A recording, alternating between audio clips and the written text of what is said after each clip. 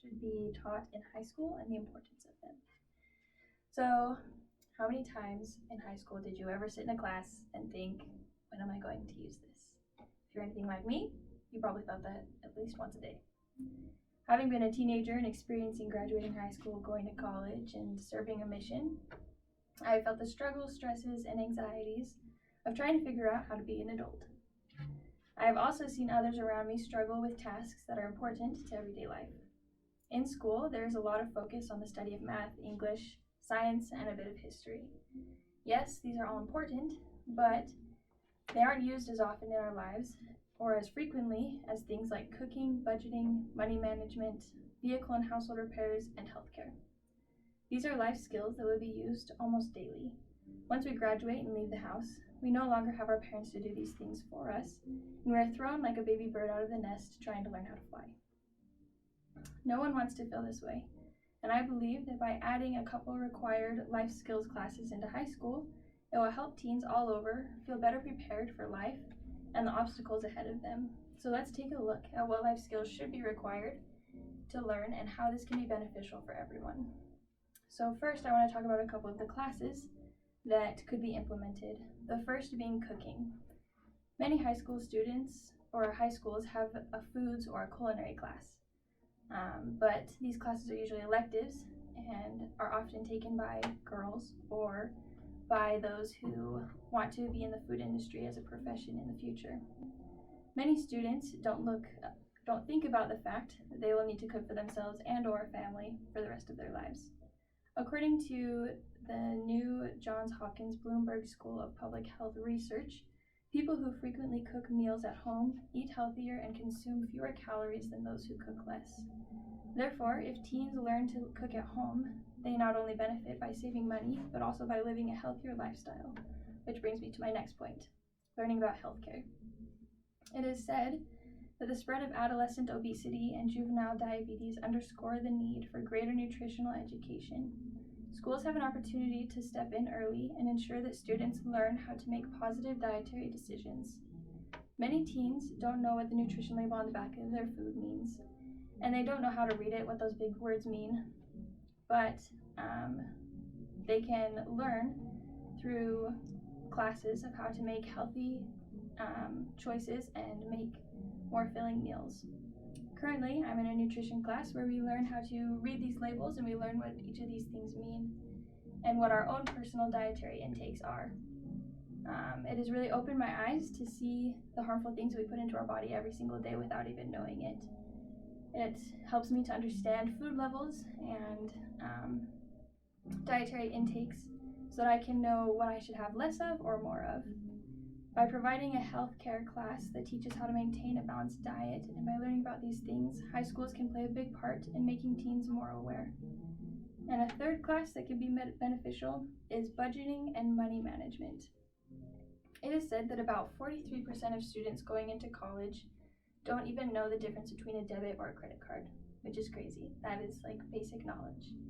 But according to a survey done in 2016 by LendEDU, of a pool of about 455 college students, 58% indicated that they are not saving anything, 51% received no financial education in high school, and 43% are not tracking their spending, which that's like half of those students.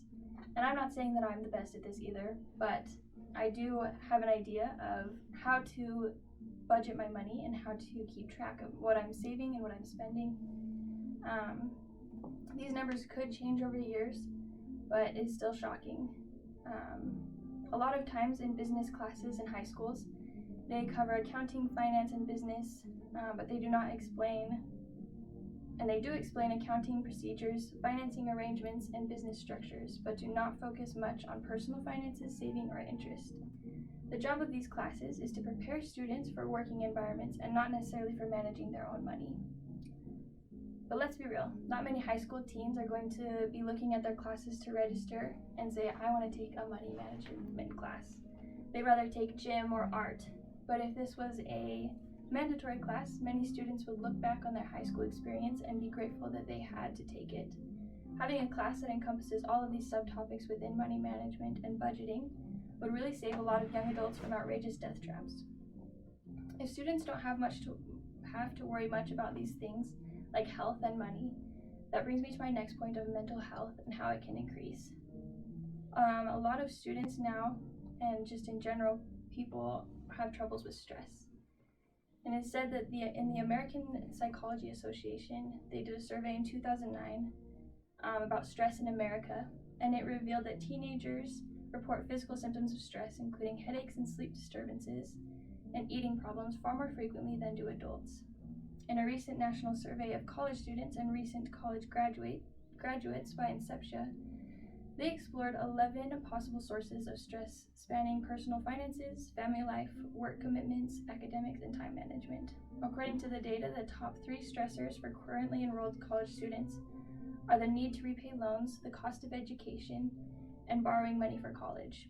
First-year students were found to be significantly more stressed than the average student, which makes sense because they're coming from high school and they don't know how to manage their money. They haven't had to worry about paying for such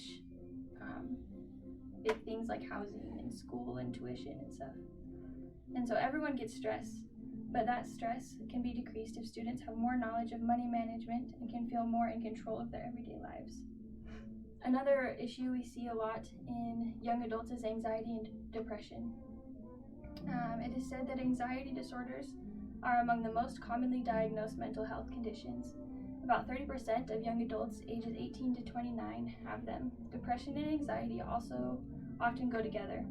58% of people who have ever been diagnosed with a major depression disorder also have an anxiety disorder. Many times, anxiety and or depression are brought on by feelings of being unprepared, feelings of not being good enough or not doing something well enough. By including life prep classes, these anxious feelings can be pushed away because young adults can be more prepared for their future. In conclusion, a man named Ron Edmondson has said, quote, "As preparation increases, stress decreases." That being said, as schools take the action in providing mandatory classes, teaching basic life skills, the mental health of future generations can be improved. The future of our young adults is bright. They just need a little more guidance and instruction for a push in the right direction. If high schools and their students will take seriously the responsibility of learning things like cooking, healthcare, money management, we can look forward to a healthier, happier society. Thank you.